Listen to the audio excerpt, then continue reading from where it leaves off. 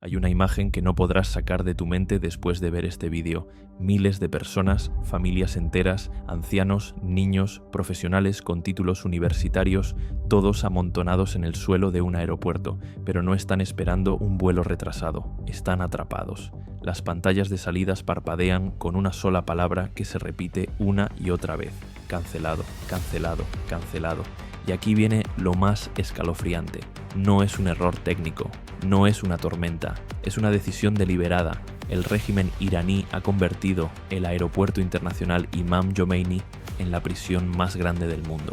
Y lo que está sucediendo dentro de esas terminales es solo la punta del iceberg de una crisis que podría cambiar el mapa de Oriente Medio para siempre. Pero hay algo que muy pocos medios te están contando. Mientras esas familias duermen sobre el hormigón frío, hay otra terminal en ese mismo aeropuerto, una terminal privada. Y lo que está ocurriendo ahí dentro revela la verdadera naturaleza de este régimen y por qué sus días podrían estar contados. Quédate hasta el final, porque lo que voy a revelarte sobre los movimientos secretos de la élite iraní, sobre el papel oculto de Rusia en todo esto y sobre la grieta interna que podría hacer colapsar todo el sistema, bueno, digamos que entenderás por qué algunos analistas ya están hablando del fin de una era. Vamos a sumergirnos en el corazón de esta tormenta para entender lo que está pasando en Irán en estos primeros días de 2026. Necesitas olvidar todo lo que crees saber sobre protestas convencionales. Esto no es una manifestación, no es un movimiento social más. Lo que estamos presenciando es el equivalente político de un terremoto de magnitud 9 y el epicentro está justo en el aeropuerto de Teherán. Piénsalo de esta manera. Durante décadas, los regímenes autoritarios han mantenido una válvula de escape. Si no te gusta cómo funcionan las cosas, puedes irte. Es una estrategia brillante en su crueldad. Los disidentes se van, los inconformes emigran y el régimen se queda con los que obedecen o con los que no tienen recursos para escapar. Pero Jamenei acaba de cerrar esa válvula y al hacerlo ha cometido posiblemente el error más grave de su carrera. Más de 50 vuelos internacionales fueron cancelados en cuestión de horas. Lufthansa suspendió operaciones. Turkish Airlines declaró el espacio aéreo iraní como zona de alto riesgo. Emirates, Qatar Airways, todas las grandes aerolíneas se retiraron como si el país entero estuviera en llamas, y en cierto sentido lo está. Ahora aquí está el detalle que cambia todo. Entre esas miles de personas atrapadas no hay solo ciudadanos comunes buscando vacaciones. Hay ingenieros, hay médicos, hay investigadores, hay empresarios, la clase profesional iraní, la que construye hospitales, la que innova, la que genera riqueza. Toda esa gente ahora está tirada en el suelo de un aeropuerto, mirando pantallas que les dicen que no hay salida. El régimen pensó que estaba conteniendo una fuga. En realidad, acaba de encerrar a sus propios verdugos dentro de la casa. Pero aquí es donde la historia se vuelve verdaderamente oscura. Mientras las familias de clase media luchan por encontrar un rincón donde dormir en las terminales públicas, hay reportes de inteligencia que pintan un cuadro completamente diferente en otra parte del aeropuerto.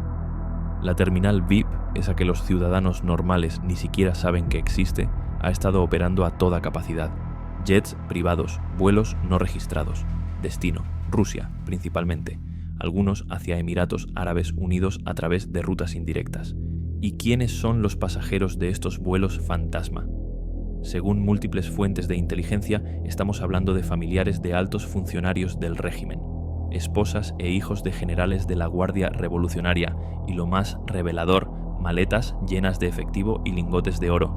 Déjame que te explique por qué esto es tan significativo. Cuando los líderes de un régimen empiezan a sacar a sus familias y su dinero del país, es porque saben algo que el público no sabe. Es la señal más clara de que incluso ellos han perdido la fe en su propia supervivencia.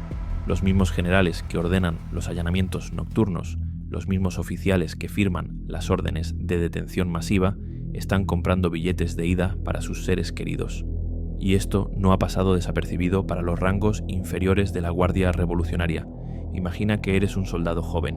Te han ordenado que reprimas a tu propio pueblo, que dispares contra manifestantes que podrían ser tus vecinos, tus primos, tus antiguos compañeros de escuela, y entonces descubres que tu comandante, el que te da esas órdenes, ya ha enviado a su familia a Moscú con una fortuna en oro. ¿Seguirías obedeciendo? ¿Arriesgarías tu vida por un sistema cuyos propios líderes están abandonando el barco? Esta es la grieta que está fracturando la cadena de mando iraní desde dentro. Y una vez que la lealtad empieza a erosionarse, no hay forma de reconstruirla. Ahora necesito llevarte a las calles de Teherán, Mashhad y Zahedán para que entiendas la magnitud de lo que el régimen está haciendo en su desesperación. Lo que está ocurriendo no es represión policial convencional. Es algo mucho más sistemático y aterrador. Operaciones puerta a puerta, allanamientos en medio de la noche, familias enteras sacadas de sus camas a las 3 de la madrugada sin explicación, sin orden judicial, sin destino conocido. Organizaciones de derechos humanos con sede en Noruega, que han estado monitoreando la situación de cerca, han confirmado cifras que te van a helar la sangre. Más de 20.000 detenidos, más de 3.000 muertos. Y estas son solo las cifras que se pueden verificar. La realidad probablemente es mucho peor. Pero aquí está el cálculo que Jamenei no hizo. Cada puerta derribada no silencia a una familia, la radicaliza. Cada hijo desaparecido no atemoriza a un barrio, lo convierte en un nido de resistencia. El régimen opera bajo la lógica de que el miedo extremo produce obediencia extrema. Pero hay un punto de inflexión, un momento en que el miedo se transforma en algo mucho más peligroso, la certeza de que ya no hay nada que perder. Cuando una madre ha visto cómo se llevan a su hijo a un centro de detención del que quizás nunca regrese, ¿qué más puede quitarle el régimen? ¿Qué amenaza puede asustarla? Esa madre ya no tiene miedo, tiene furia. Y la furia de millones de personas que ya no temen nada es la fuerza más destructiva que existe.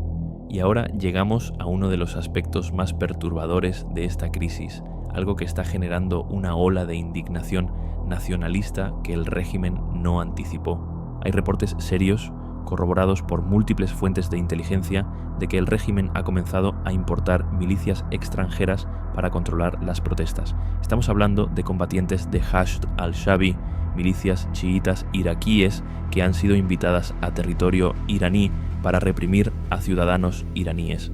Piensa en lo que esto significa por un momento. El régimen de Teherán, que durante décadas ha construido su legitimidad sobre la retórica del nacionalismo persa, sobre el orgullo de una civilización milenaria, ahora está trayendo extranjeros para golpear a su propia gente. ¿Por qué haría esto?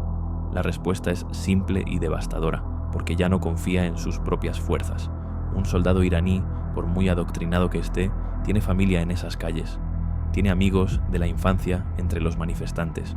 Tiene una conexión emocional con su pueblo que puede hacer que dude, que baje el arma, que se niegue a disparar. Un miliciano iraquí no tiene esas ataduras. Para él, los manifestantes iraníes son extraños. Puede reprimir sin culpa, disparar sin remordimiento. Pero esta estrategia está teniendo un efecto boomerang brutal. La noticia de que milicias extranjeras están operando en suelo iraní ha encendido una llama nacionalista que trasciende las divisiones políticas. Iraníes que quizás no estaban seguros de apoyar las protestas ahora están furiosos. El sentimiento de que estamos siendo ocupados por fuerzas extranjeras está expandiendo la base del movimiento de resistencia a velocidades que el régimen no puede contener. Y mientras tanto, en las regiones montañosas del país, especialmente en las zonas kurdas y baluchis, están emergiendo tácticas de guerrilla. El régimen puede controlar las ciudades con violencia bruta, pero está perdiendo el control de la periferia. Irán se está fragmentando ante nuestros ojos. Ahora, frente a esta tormenta perfecta, ¿cuál ha sido la respuesta del régimen? Prepárate, porque esto es casi cómico en su desesperación. El gobierno anunció pagos en efectivo para los ciudadanos. Entre 300.000 y 350.000 tomanes para familias en zonas de protestas intensas y grupos de bajos ingresos. Para ponerlo en perspectiva, con la hiperinflación que azota a Irán, esa cantidad no alcanza ni para una cena decente en un restaurante. Es el equivalente a que te ofrezcan unas monedas mientras te están robando la casa. La reacción popular fue exactamente la que podrías esperar. ¿Intentan comprarnos con esto?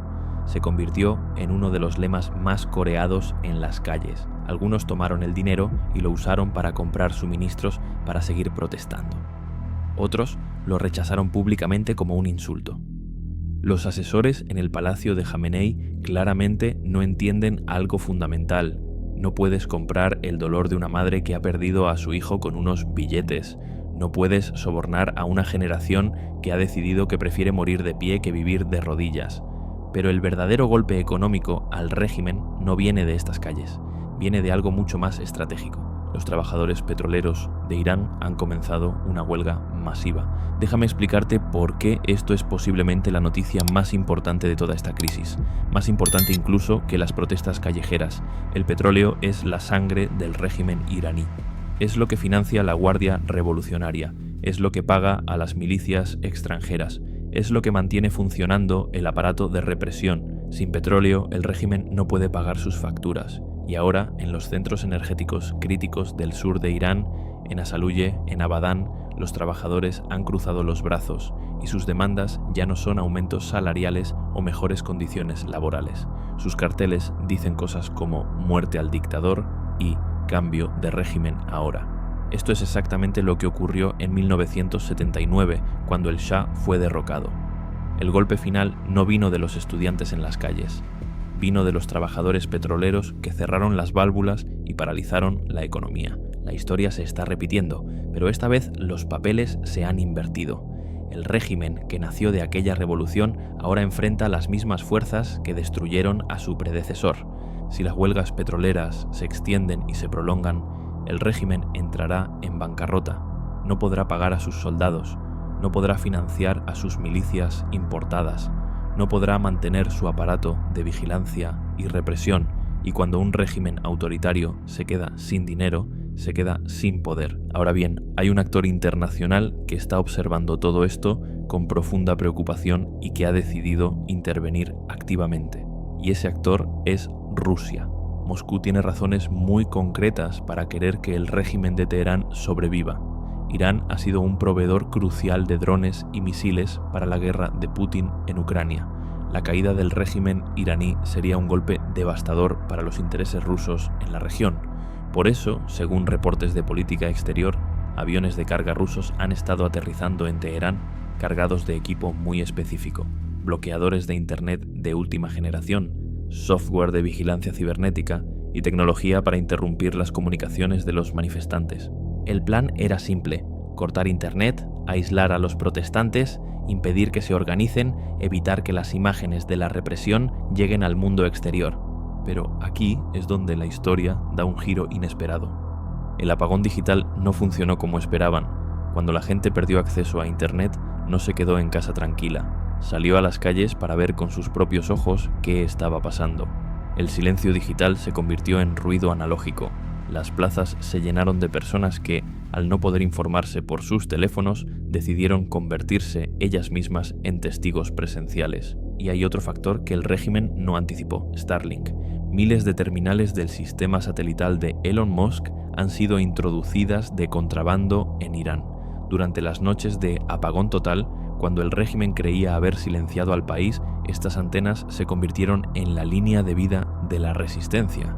Videos de brutalidad policial, imágenes de las protestas, testimonios de víctimas, todo siguió fluyendo hacia el mundo exterior a través de estos pequeños dispositivos que el ejército cibernético del régimen simplemente no puede bloquear. La tecnología descentralizada está derrotando a la censura centralizada, y cada video que escapa, cada imagen que llega a las redes sociales internacionales, erosiona un poco más la ya frágil legitimidad del régimen.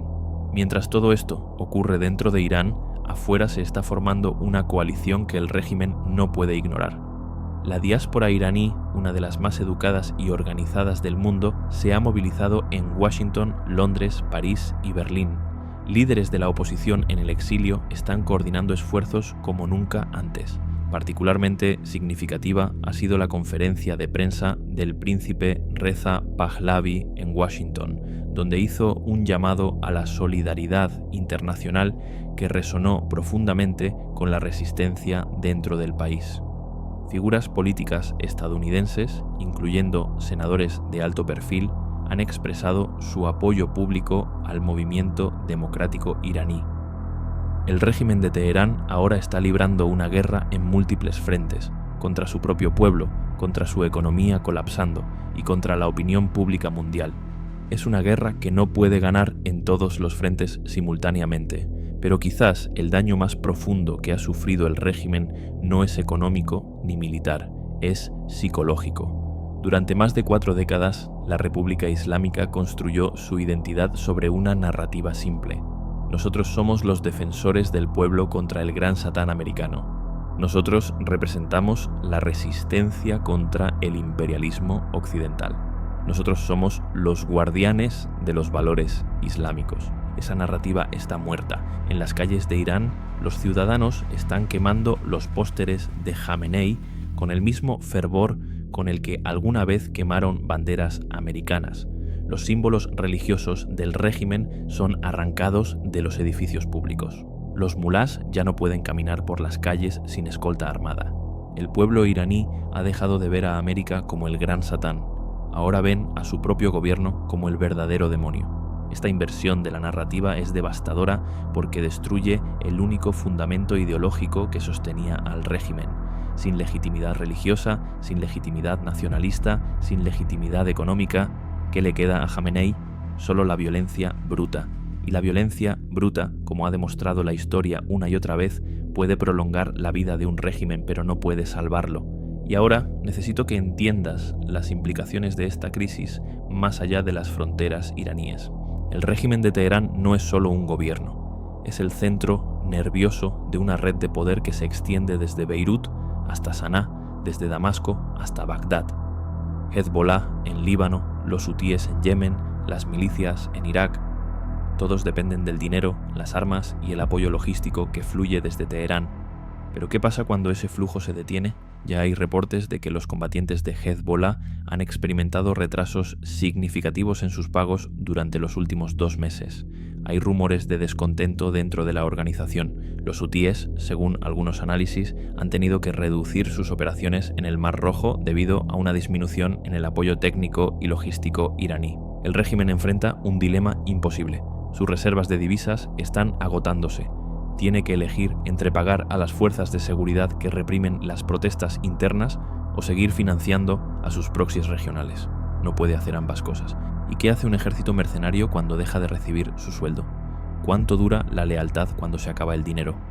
El famoso eje de resistencia que Irán ha construido durante décadas podría estar a punto de desmoronarse, no por una intervención militar externa, sino por simple bancarrota. Hay una pregunta que todos los analistas se están haciendo, pero que nadie se atreve a responder con certeza. ¿Qué hará el Artesh? El Artesh es el ejército regular iraní, distinto de la Guardia Revolucionaria. Mientras la Guardia Revolucionaria es el brazo ideológico del régimen, el Artesh es una fuerza militar más profesional, con una tradición que se remonta a antes de la revolución de 1979. La historia nos ha enseñado que en países como Irán no es la policía la que determina el destino de las revoluciones, es el ejército. En 1979, el Shah cayó cuando el ejército declaró su neutralidad. Cuando los soldados se negaron a disparar contra el pueblo, el régimen se derrumbó en cuestión de días. Los círculos de inteligencia están reportando que hay descontento significativo entre los oficiales de rango medio y bajo del Artesh. Muchos resienten los privilegios y la corrupción de la Guardia Revolucionaria. Muchos tienen lazos familiares y emocionales con los manifestantes. La pregunta crítica es, si llega el momento decisivo, ¿qué harán estos oficiales? ¿Obedecerán las órdenes de disparar contra su propio pueblo? ¿O se negarán a abandonar sus cuarteles? ¿O, en el escenario más dramático, volverán sus armas contra la Guardia Revolucionaria? Si el Artesh decide no actuar contra los manifestantes, o peor aún, decide actuar contra la Guardia Revolucionaria, ese será el momento en que el juego termine para Jamenei. Y mientras las calles arden, dentro del palacio se está librando otra guerra, una guerra silenciosa pero igualmente despiadada. Circulan rumores persistentes sobre el deterioro de la salud de Jamenei. Tiene 80 y tantos años y algunos reportes sugieren que su condición física ha empeorado significativamente en los últimos meses. Esto ha desatado una lucha por la sucesión que está dividiendo a la élite del régimen. Por un lado, hay quienes apoyan a Mojtaba Jamenei, el hijo del líder supremo, para que tome el poder. Por otro lado, la vieja guardia del régimen se resiste ferozmente a esta opción, viéndola como un intento de convertir la República Islámica en una monarquía de facto. Esta división interna no podría llegar en peor momento para el régimen. Un liderazgo fracturado no puede controlar las calles. Las facciones que luchan por el poder están más preocupadas por posicionarse para el futuro que por resolver la crisis presente, y los manifestantes lo saben. Pueden oler la debilidad, pueden sentir que el edificio del poder está agrietándose desde dentro.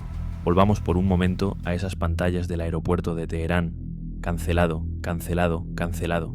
Esa palabra no solo describe el estado de los vuelos, describe el estado del régimen. El contrato social que alguna vez existió entre el gobierno iraní y su pueblo está cancelado. La legitimidad del sistema está cancelada. La capacidad de proyectar poder regional está cancelada. La narrativa ideológica que sostenía todo el edificio está cancelada. Los bloqueadores de Internet rusos no pueden detener esto. Los sobornos patéticos de 350.000 tomanes no pueden comprar silencio. Las milicias extranjeras no pueden reprimir a 70 millones de personas. Las redadas nocturnas no pueden arrestar a toda una nación. Y al cerrar las puertas del aeropuerto, al atrapar a millones de personas dentro del país, Yamenei ha cometido el error más grande de su vida. Ha encerrado dentro de sus fronteras exactamente a la multitud que terminará derrocándolo. Porque cuando cierras las rutas de escape, cuando le quitas a la gente la opción de huir, cuando la única alternativa que dejas es quedarse y luchar, la gente se queda y lucha. Es pasada la medianoche en Irán. Nadie sabe quién estará sentado en el trono del poder cuando amanezca. Pero una cosa es absolutamente cierta: quien esté sentado ahí ya no tendrá el mismo poder que antes. El régimen que ofrece ayuda en cantidades ridículas, que cierra su propio espacio aéreo, que importa mercenarios extranjeros para golpear a su pueblo, que ve cómo sus propios generales sacan a sus familias del país. Ese régimen ha perdido algo que nunca podrá recuperar. Ha perdido el miedo de su pueblo, y un régimen autoritario sin el miedo de su pueblo es un cadáver que todavía no sabe que está muerto. Las puertas del aeropuerto están cerradas, pero las puertas de la historia están abiertas de par en par, y lo que está entrando por esas puertas va a cambiar Oriente Medio para siempre. ¿Crees que el apoyo ruso puede prolongar la vida de este régimen? ¿O crees que ya hemos presenciado el comienzo del fin? Déjame tu opinión en los comentarios. Si este análisis te ha resultado valioso, suscríbete al canal y activa la campanita para no perderte ninguna actualización sobre esta situación que evoluciona hora a hora. Nos vemos en el próximo vídeo. Mantente informado, mantente despierto, la verdad no espera.